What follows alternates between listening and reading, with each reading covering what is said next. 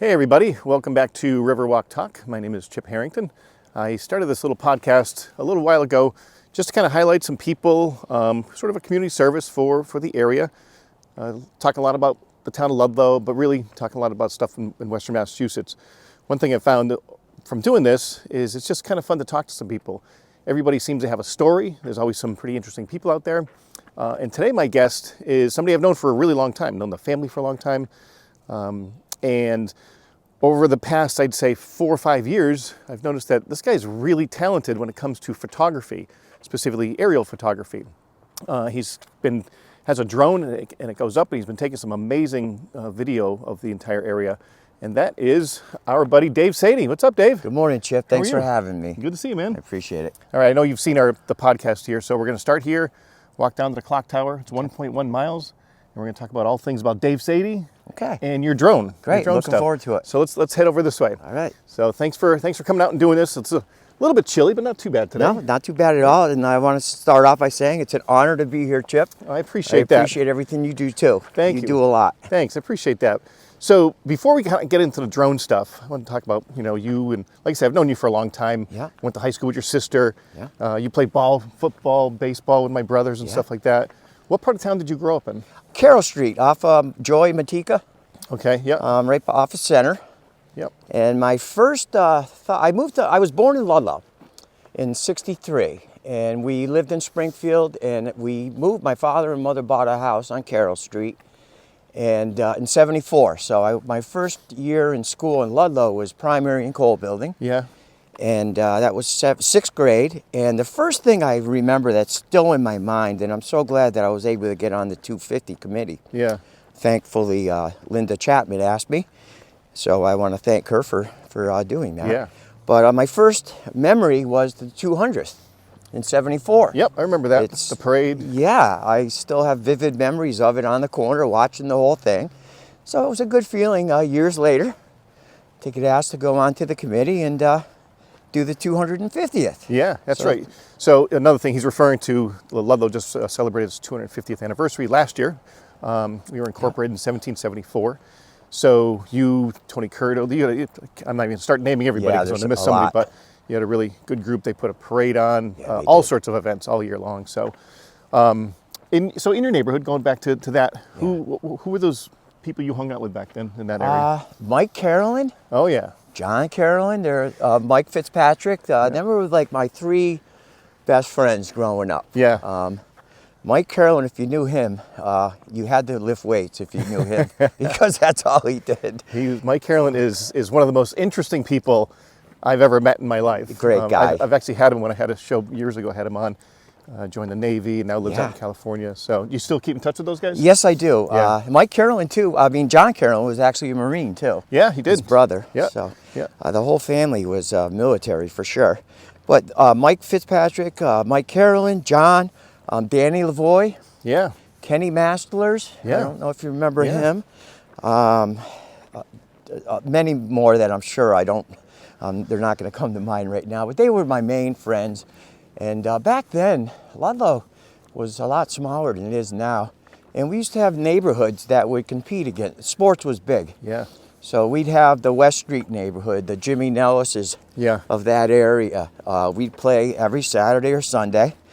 And it didn't matter what it was, baseball, football, hockey. Behind the high school, they used to have that rink. Yeah, I remember that. So that's the main people I really hung around with when I was a child. Well, you grew up not too far from Whitney Park, right? So I used to walk there. That was the epicenter of sports in Ludlow back in the day. Now we've got the high school field, but I grew up in Electric Park, so we had our own same thing. We'd go out and play, against you guys, basketball and everything like that.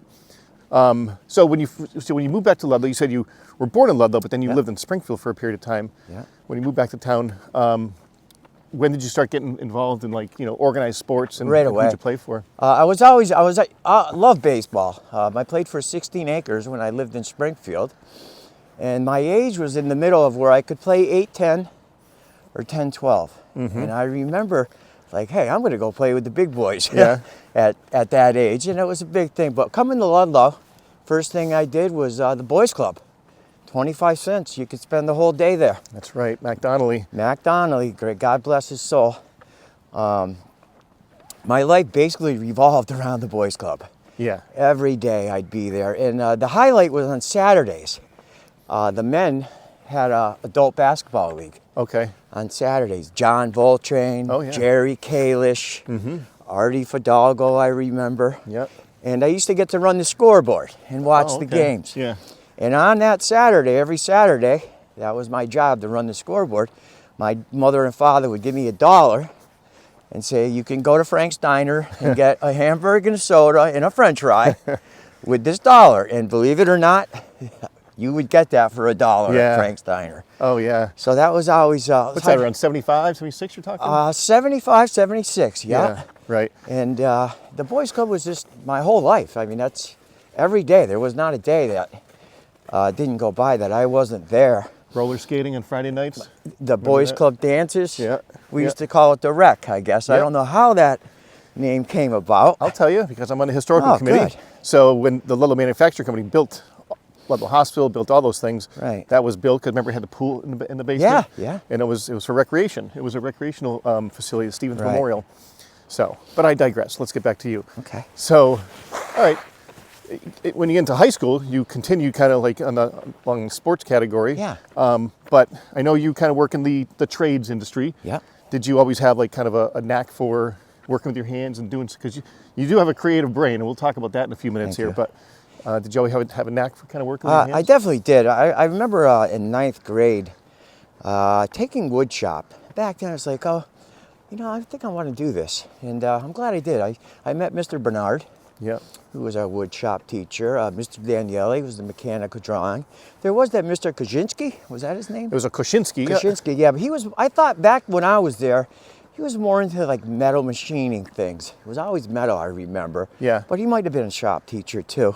So that got my start.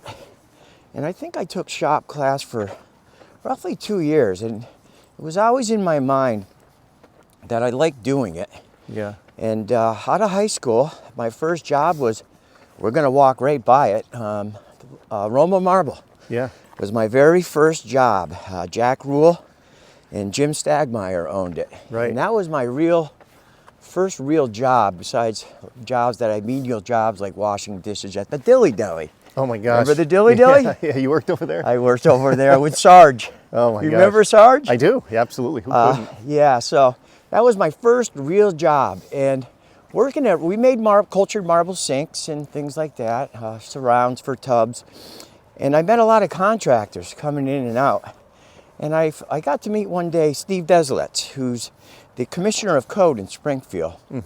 A great guy, and I owe him a great deal of gratitude because I left Roma around 84, 85. Okay. And I went to work with him. He had his own business, Timberline Contemporary Construction, I remember the name. And worked with him for, I don't know, probably 5, 6 years. And never looked back. I've been in the trade for almost 40 years now. Wow, wow. It's been good to me. I really owe a great deal of gratitude to Mr. Bernard, because he was like the first guy that really introduced me to working with wood. Yeah. Just an amazing man. I know his wife too, Peggy. Yeah. Very nice lady, and I told her some things about her husband. It really made her day, I think. Oh, sure. Yeah. There's so many teachers you can look back and be like, that person probably doesn't realize the impact that they have on you. I had so many good teachers. One that really stands out was junior high. We were fortunate. The junior high was like 1 year old. It just got built. That's right. In like 75, I think it was, 4. Yeah, right around there. Yeah. And we were like the second class to get in there. It was a brand new school. Yeah. It was like, wow. And they had this state-of-the-art basketball floor. Yeah, that that's was right, the parquet. cushioned and all kinds of things. My first teacher that I really just was something about her was Mrs. Donna Hogan. Yeah. Just a wonderful lady. And I've talked to her recently, actually. That was, trying to think, Mr. Libashevsky. Yeah. Mrs. Libashevsky, if Yep. I'm not mistaken. Yep. And then in high school, Mrs. Dibble always stood out. She was tough, Yeah, she was. but she was a good woman. She really was. A good teacher, excellent To put teacher. up with me, she was a good woman. But yeah, she was a great teacher. I had her for English, so she stands out. I never had her, and I've talked to her throughout my drone journeys. I've been able to meet so many people. Yeah. It's a good thing. It really is. Diane Roy. Diana Roy, yep. Diana Roy. Never had her, but I've had some conversations throughout all our events we've had, and I always wish that I had her. And another one last one that stands out, Mr. Holsworth. Yeah, Larry Holsworth. Oh, we all knew if we got him to talk about hockey, Or the Marines. that class. Tijuana. If you mentioned Tijuana, he was on a 15-minute tangent. We all knew, just talk hockey and we're going to have a good class. Yeah. Just a great guy, though. He was Yeah. a good teacher. Yeah, I had him as well, too. But yeah, that was wonderful memories of the school, for sure. Yeah. Mr. Cavallo. man. I'm glad I remembered him. Another great guy. Got to know him in my adult life. That guy knows your name. If he hasn't seen you in 30 years, Isn't it amazing? he knows your name. Yeah. And he knows, like, stories. He can tell you specific things that happened on Yeah. specific days. You know? Tough guy, but fair. Yeah. And I remember him always saying, Dave, the road's going this way. Yeah. You're going that way a little. And that always stood in my mind. Yeah. I had a minor, well, not a minor. I got hit by a car on a mini bike when I was in 8th grade. Oh, wow. And it really put a damper. Sports was my whole life. And when I broke my leg, I couldn't play sports for quite a while. Yeah. Because I had to kind of learn how to walk again. It was a really bad How old break. were you? I was in end of 8th grade when it happened. Oh, man, wow. So it was around 75. Yeah. And sports was my whole life. That's all we did. Boys Club and sports. And it just didn't heal up like it did. And I kind of missed playing the sports, you know? So Yeah. I started traveling down a road I really shouldn't have. But through it all, Yeah. I've learned. And the great thing about it is in my adult years, I started playing softball, which I love, with Carl Gregoire, Yeah. Wayne Boduck, all them guys. And I really enjoyed it. And then one day they had this 28 and over baseball league come to the area, Western Mass. Regular hardball? Yeah, Yeah. hardball. I actually played hardball until I was 40 years old. Wow, that's great. Yeah, so it was a great thing that I was able to recapture some of my younger moments when I was a kid. Yeah. And I was pretty good at it. And Yeah, I do remember you being a very good athlete. I loved it. I could run like a deer, but now not so much. Well, yeah, that's none of us. That's true for all of us now. So let's switch gears a little bit. Sure. Like I said, in the past, I don't know, 4 or 5 years or so, I've been seeing on social media these videos that you've been putting up, Yeah. drone footage. How did you get yourself involved with being a drone pilot? My girlfriend. Yeah? I owe her a great deal of gratitude. I don't know, she saw me just sitting in the chair one day and saying, well, what can he do? I don't, How can I get him? How can I get Dave out of the house? Right, Yeah. there you go, so I can have the TV. And one day she come home with a drone. And I'm like, wow, this is a very thoughtful woman. And I was hooked from there on. My very first drone, I'll never forget it. It was a cheap Walmart special. I don't recommend buying them. They're too dangerous. Yeah. And you don't know what they're gonna do. Yeah. But my first drone on there, I was all happy. I got it up in the air and it just kept going and going and going. And I looked for days. I never found it. It ran away. It flew Nobody away. ever found it, nothing. So then I says, you know what? I'm just gonna buy a better one. Yeah. When I got the drone, I just figured, oh, it's nice to fly. Yeah. But I realized it's a camera. Yeah. What you can do with it is mind-blowing. So I bought another drone for like $250. A little better than the Walmart special, but still not the Cadillac of drones. And I'm like, I really enjoy this. I started putting pictures on Facebook Yeah. and YouTube, and I'm going in the stores, and people I don't even know, they're like, hey, you're that guy. Yeah. And I'm like, wow, that's a good feeling. Yeah. I kind of like doing this. So I saved my pennies, and I bought a Cadillac drone and never looked back. Wow. I just never, when I got the drone, I figured it'd be something I could relax with, fly around. Yeah. Like, what was your like kind of just hobbyist, just kind of fly around and get some cool That's pictures all of it the clock was. tower and things like that? I really was never into photography. Didn't know an aperture from a shutter speed Yeah. to an ISO setting to a neutral density filter. Now you're getting really technical. I've learned so much. Yeah, I But bet you have. It just And how long's it been? About 4 or 5 years? almost 5 years. Okay. Actually, but I really owe it all to my beautiful girlfriend. Yeah. Just And it worked. thoughtful She got you out of the person. house. She got me out She of got the TV to herself. and she's got the TV to herself right now too. Right Chip. now. Yeah, she's enjoying it. But I owe her everything. I just got the best woman in the world, Oh, that's great. That's and that's how it started. so okay. You're kind of a high-level drone operator, I would say now. Based Now on I am, yeah. the stuff you're doing, but we live right near an Air Force base. There's Yeah. Bradley down the road. There's also what kind of rules, regulations do you kind of need to be aware of? Glad you brought that up, Chip. I try to be a good drone ambassador because there's a lot of, not everybody likes drones, and they do so much good. Yeah. They save lives. They literally, sometimes on a beach, a drone can literally bring a life preserver Sure, in yeah. a riptide and drop it to that person. That's amazing. It is amazing. But what was the question again? I got So just sidetracked. we're right near like the Air Force base. What Oh, kind okay, of yeah, space yeah. concerns do you have to I, be worried about? It's all Class D. There's classes of airspace.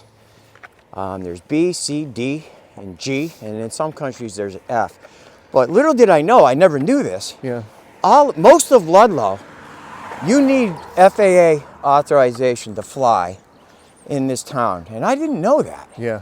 How would you know? Who would know that? Right. Yeah. And so when I realized that, I was like, wow. So then I started reading about certifications and et cetera, et cetera. So I got my Part 107 after like 60 hours of studying. It was a really hard test.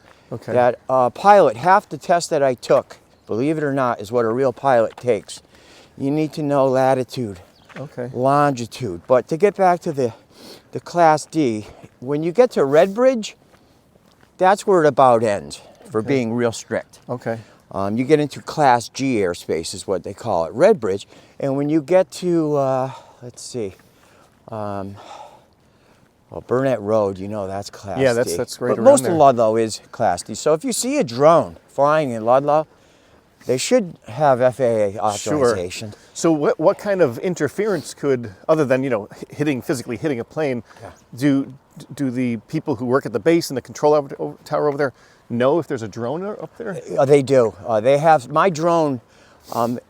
I register my drone with the FAA every 3 years. I need to register that, and it has a serial number it gives off Okay. when I'm flying, and they'll know, and they could actually take control of it and ground it. And wow. you're talking like $30,000 fines. It's really strict. They just had an incident. You know John Mole? Yeah, yeah.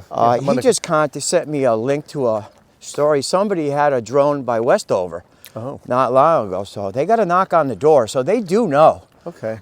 For sure. Even when they had the Festa, they, Mr.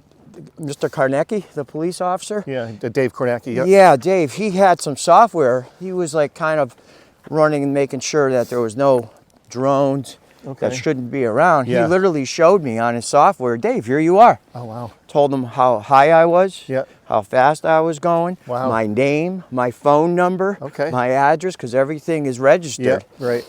That's if you're doing it the right way, like you are. You're Correct. letting yourself be known out there. Yeah, that's the first thing I did was, now you can get FAA authorization without a Part 107. That's the drone pilot certification through the FAA. Okay. You can do it, but there's certain things you can't do, like apply for waivers to fly over a crowd. Okay. There's a lot of responsibility when you start flying like the Festa, say. Yeah. You can't be stupid Yeah. because people can get hurt. So there's certain things I can do that they can't. Okay. But that was like my main goal. Like I'm going to be totally legit because I started posting on Facebook and YouTube. Now here's the rule with the FAA: if you make money off of what you're producing with your drone, you need to be registered. Okay. You need to be certified with the FAA. Only if you're going to make money, and I do make money. Okay. I make it's like a part-time job. Okay. On Facebook. YouTube, eventually, I will get up to where I am right now with Facebook. I just hit over 4,000 followers. Wow. I remember when I started this, I think I 500, and most of them were my friends. Yeah, yeah. So it's Well, just a you good do really feeling. good work. Like you said, in my opinion, you've got this real cool eye for photography, and Thank and you. you're a talented individual. And speaking of the festa, I saw that video for the first time when you posted it. I was like, well, you never see the candlelight procession from that view. No. But tell me about that when you kind of first did that. I'll tell you, it's a feeling that I've never had in my life. It just came out, it's a very religious event. I'm Yeah. Catholic. And when I've seen it 100 times on the ground, but when I got home and looked at what I had on a 50-inch screen, Yeah. it really shook me up a little. I was like, yeah? wow, this is unbelievable what I just did. And then all of a sudden I'm getting emails and texts and phone calls all over the country and Portugal especially. Yeah. There's so many people that might have went back to Portugal for retirement, so they get to see our town and Yeah. the surrounding area like they never have before. Yeah. I had Gremio Lusitano send me a nice thank you, a letter, use a lot of my photos for their advertising. Sure. Which it's nice that they call and ask. I don't mind anybody using my footage. Just please give me credit. Yeah. and ask, because Yeah. it is copyrighted. It is my You own my it. Yeah. footage. It's an artistic Right. credit that you deserve, Yeah. for sure. And I do tons of work. I started off, it's like, how can I get my name out there? And it basically, getting on the 250 was a huge bonus. Thank Yeah. you, Linda, Kathy, Quimet, Yeah. Hurley, and Denise. Yeah. They were all on the committee. So that was a really jump-started things. And it became a big bonus. But it just kept going. And I never realized how much work it takes there's a lot of editing involved. Yeah. I mean, not always, but I was going to ask you that because there was one picture I clearly remember that you put up early on of Ludlow High School. Yeah, it's my favorite. And I remember sending you a message being like, "Dave, Yeah. this is really. I've never seen the school in that light." It was the right time at the right moment when Yeah. I captured that. Yeah. Yeah. Exactly. The sun. The best times to shoot is sunrise and sunset. Yeah. They call it the golden hour. Yeah. And you just got to time yourself. I did some editing on that photo you're talking about, but very little. It was just a perfect shot. And I'm very proud of that photo. Yeah. No, like you say, you've got a real good eye for it. So you had to actually get a certification. You had to take a class, get the certification to do that. Is there? And you said the FAA is the overseeing organization. Anything on a state level that you need to? No, Okay. just the FAA owns the air. Yeah. And they are the big boss. Let's just say that. And so it's just strictly to the FAA. So do you need to notify Westover if Great you're going question. to be flying over there? Yeah, great Let's head over question. here. I actually do. When I fly in Ludlow, I have to call the tower. ATC is what it stands for, Air Control Tower. Yep. And let them, the day before, I send them an email saying, hey, I filed for flight approval. I'm going to be flying. So I send them an email the day before the flight. And then right when before I start to fly, I call the control tower and say, I'm so-and-so, this is my identification number, my authorization number, I'm going to be flying. And then when I get done flying, I call them. So Ludlow, if you see a drone in Ludlow, they should be, people don't realize that, they should be authorized. Yeah. And, drones have been good to me. I just want, obey the laws. Yeah. And if you have questions, ask somebody. Just don't put a drone up, especially by Westover. Yeah. Because we got the C5As, we got all kinds of things coming through. Another thing too, like when you see a fire or something, just don't go flying over a fire while they're battling it. The firemen might have a drone up there. Sure. So you don't want to impede any kind of rescue. Yep. I did a job not long ago for the West Springfield Fire Department. I went to fly over a fire after it was put out, for the most part, and the chief of the West Springfield Fire came up to me and says, hey, I really would like, our drone's down, could you get us some shots of these certain points? So that was a good feeling. I was able to help out West Springfield. I've gone on numerous search and rescue missions for animals, Mary the antelope. Yep, from Lupa Farm, Hi, Mrs. Lupa, who is my third cousin. I found that out about 6 months ago. Oh, that's interesting. It is. Yeah. Polish lady, I'm Polish. Yeah. So that's a good feeling. I wish I funny. would have known that when I was younger. I Yeah. might be working at Lupa Zoo right now. Right. But Yeah, so Mary escaped and she was missing for, I don't know, 2 weeks almost. quite a while. Yeah. She really got around. She was out in Palmer. Yep. She was everywhere. I looked for Rosie the dog. I did find tracks that I'm positive was Rosie, but soon after I located the tracks, they did find her down in Electric Park, I think. Okay. I think it was Rosie. But that's the biggest thing is it's the exhilaration you get from looking for an animal, or they're hurting the people that lost their dog. And you know what, if you don't, it's a needle in a haystack thing, trying to find something out in the middle of the woods. But if you don't try, you're not going to accomplish nothing. Yeah. And just them knowing, the people that lost their animal, them knowing that, hey, he's trying, it gives them a little So this confidence. is, you just volunteer your time, right? You're not getting paid for any of that, right? No, I do. I started to get back what I wanted to earlier. I started doing work for nonprofits, 501Cs, and I got more and more people calling me all the time. So that got my name out there. Yeah. Yeah, I'm doing things for free, but I'm also helping a nonprofit organization, and I'm getting my name out there. Yeah. So it's just snowballed where Yeah. I can't stop now. Yeah, no, it's amazing. But like I said, somebody calls and says, "Hey, we're looking for this." You're like almost a first responder in a sense. You're kind of put it up in the air and see what you can do. I really am, and it gets your blood going. Yeah. Because the feeling that it hasn't happened yet where I found somebody or an animal, but when it does, it's going to be a feeling you can't replicate. So do you have like infrared? Like how no, can you see? Great question. I've been saving. I just bought another drone too, but the infrared drone I'm looking at right now is almost $8,000. Oh boy, okay. Yeah. I will get it eventually. Wow. And even with infrared, it's still, hit or miss if you're going to locate something. It's hard, but infrared is the way to go, especially at night. Yeah, oh, for sure. How much does it, like a drone that you have right now? The what one does I that weigh? cost is just over $2,000. Oh wow. And then it comes with 3 batteries, but I might have 7, 8, 9 batteries, so just a couple $1,000s in batteries. Jeez. So yeah, they get a nice, It's a real to commitment. start off, Yeah. it's a couple grand. Yeah. And then that infrared thermal camera, that's, they got drones that are $25,000. Yeah. How much does a drone weigh? My drone is about 1 3/4 pounds. Okay, because these things can pick things up. Yeah, they right, can. and drop things off. They actually, I don't have it. I've had them on my other drone where it clips onto the bottom of the drone, and I hit a button and it lowers a cable in a clasp. Okay. So I've had people ask me, I haven't done it yet, but hey, I want to go fishing. Could you bring my line out to the middle of the pond and drop it?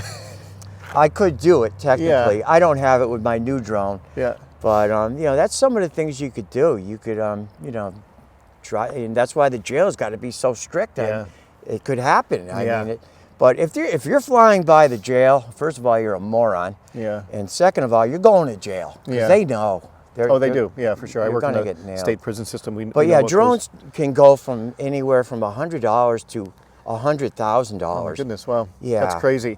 So, some companies out there have been talking about making deliveries through drones. Yes.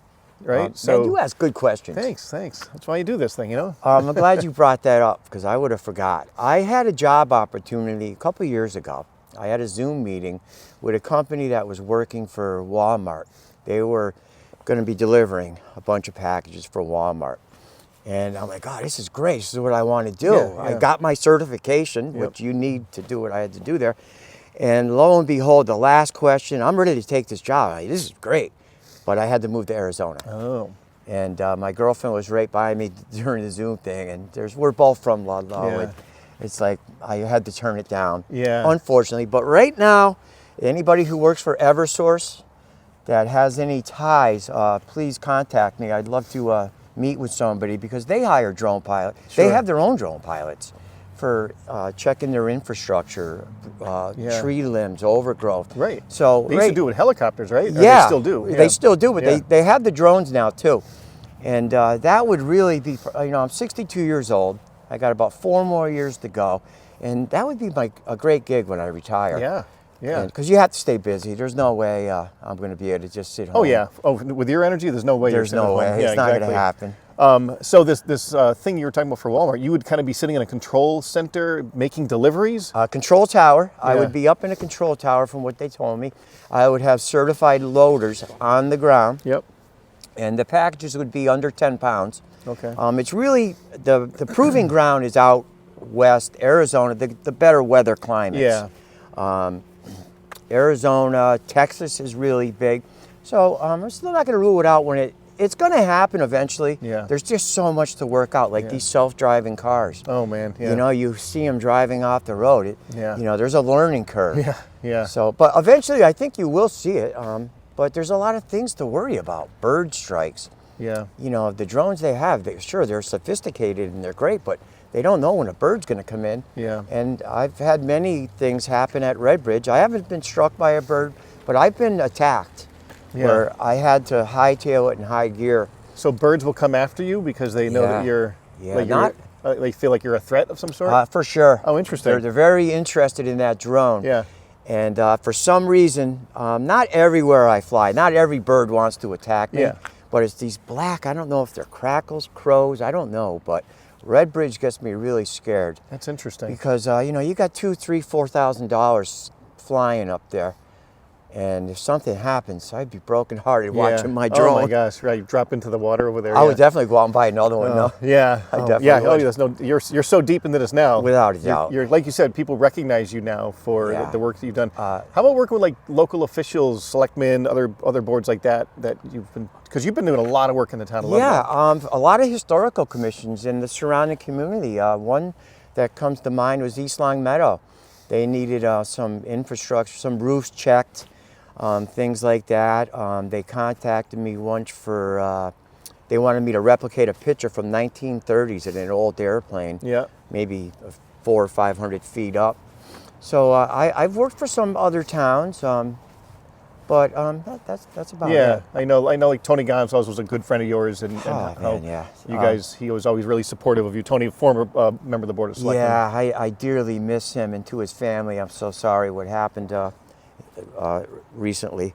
But yeah, that man really gave me a lot of incentive. You know, he was on the board back then when I was on the 250 committee. Yeah. Never, always words of encouragement. He was such a positive guy. Yeah, yeah. And just good fond memories of him. It just Derek DeBarge saying all the selectmen, every one of them.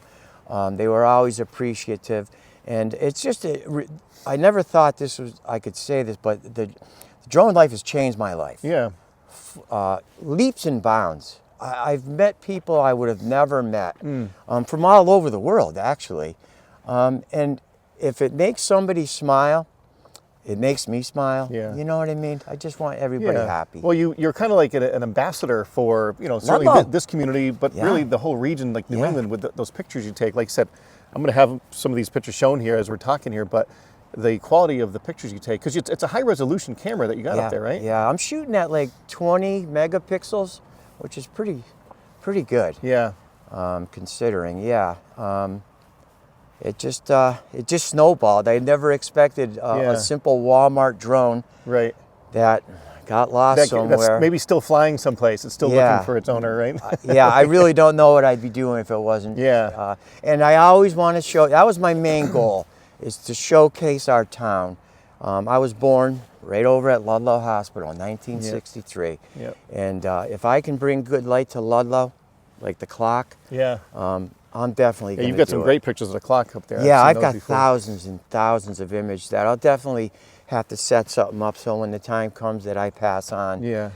It'll be my little legacy for, I don't have any kids. Yeah. So my nephews and nieces, they'll all know that Uncle David did this, you're making a name for yourself. Yeah. So I looked on your page recently, and you had said that you, just in the last 90 days, you've had 3-point-something million views. 3.2 to be exact. That is remarkable. Yeah. That's amazing. That's quite an From all over the world, right? All over the world.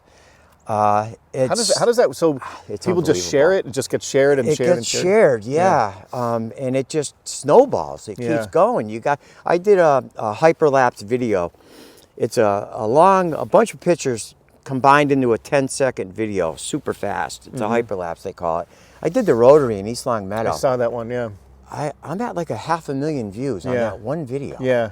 And it's been shared 1,000 times. And you just learn, as you go, you're just self-taught. Yeah. YouTube, hours and hours in studying. Like when I got my Part 107 drone pilot certification, I mean, I didn't tell anybody I was taking it because I was afraid if I failed it. Yeah. You know, I'm an excitable guy. I'm very high strung, and I wanted to tell everybody, but I'm like, nope, because I'm going to be so let down. It wasn't an easy test. I'm sure. It really wasn't. 60 questions, 2.5 hours, and I studied 40 to 60 hours every night after work. Yeah. 3 hours, I'd put it in. Then finally I said, you know what? I'm ready to take it. It was like $200 to take the test. Yeah. If you fail it, you pay again. But I took an online class. It's called Altitude University. Okay. And they really helped me out. A lot of live classes through Zoom. Yeah. A lot of things I never knew I had to know. I mean, it's amazing what pilots know. And it was twice as hard as, I mean, their test is not even comparable to mine. But a lot of things I never realized I had to know. Yeah, I mean, it makes sense, right? It's a big responsibility. Sure. Like you said, I never gave a thought. You know, 'cause at Fest I see your drone flying around. Right. But like you said, if you're not careful and that thing comes down, you know, you can hurt. Somebody can get hurt. I'm not going to lie. My heart gets, you know, you can't be stupid. You know, don't do dangerous things because anything can happen. If something can go wrong, it will. And I would never, you know, it does get my heart rate going, but as long as I'm safe and know what I'm doing, I'll be all right. Because I do not want to, I want to be known as the drone guy for sure. Yeah. I don't want to be known as the guy that crashed over the candlelight procession. No, you don't want that. That'll be on my tombstone. I don't want that. No, we're gonna have a picture of a drone. But yeah, if I can show Ludlow and you know, positive things, I'm a positive guy. I don't like negativity. Ludlow's a good town. Yeah, we have our issues. So does every other town. You're right. My glass is half full always. Yeah. So if I can bring good things to Ludlow, Ludlow's been good to me. Yeah. That boys club was a godsend when I was a kid. That was my life. Yeah. You know, if I didn't see Mac Donnelly, he was like, "Where is he?" Yeah. You know, 25 cents. Yeah. You know, now we got the beautiful club over there, which is beautiful, nothing like here. But this was convenient. I lived. You can walk to it every day. Yeah, Mike Carolyn, John Carolyn, we all lived, you know, they lived over on Windsor. Yep. Yep. So it was like a routine. My parents knew where we were. Yeah, right. For sure. And that was certainly at a time when, you know, if you did get yourself jammed up in something, Mr. Cavallo would make a phone call, and that was worse than getting in trouble by anybody else. Yeah, no, you didn't want Mr. Cavallo coming after you. But seeing him now, it's a good thing, you know. It's like we're all grown adults now, and to be able to tell somebody, you know, a lot of times you don't tell people how you feel. I'm a firm believer. Tell them while they're here. Yeah, yeah. Not when they're gone. You know what I mean? Yeah. And I'm not bashful when it comes to that. You know, if I like you and you do good things, I'll let you know now. That's good. You know, I've always heard these things. So and so passed away, and I remember he or she did this or did that, and I always say this: Did you ever tell them that? Yeah. And 9 times out of 10, it's no. Yeah. Don't be afraid to, you know, let people know how you feel. You got a good heart, Dave. You really do. You're a good man. You're doing some really great things as far as, like, you know, highlighting the area and supporting the community. Like you say, you're an ambassador without being formally named the ambassador. I never expected to have this title, but I'll gladly take it. I really will. Well, good, man. It was. I'm so glad we get a chance to chat today. People have said to me, like, "Hey, Dave would be a great one to have on your, you know, little Riverwalk." So I'm glad it worked out. I reached out to you a couple weeks ago, and I'm like, "Hey," and you're like, "Let's do it." So I've officially made it in Ludlow history, and it's an honor. It really is. I appreciate it. I appreciate everything you do too. You do a lot. I appreciate that. Yeah. So thank you. Thank you. All right, so that's going to do it for this week's show. If you want to see previous episodes, I think this is like my 36th or 37th show that I've done. Started this in January. And you can go to the YouTube channel. It's Riverwalk Talk with Chip Harrington. But most of this is seen on social media, just like your stuff is as well, too. I'm not up to 3.2 million views in 90 days like this guy is. But I'm working on it, right? My it exists right here, mostly. You know, I try to do some stuff outside of town as well, too. But like I said, everybody's got a story. It's always interesting to chat with people and kind of learn more about them. So that's going to do it. So thank you very much for tuning in.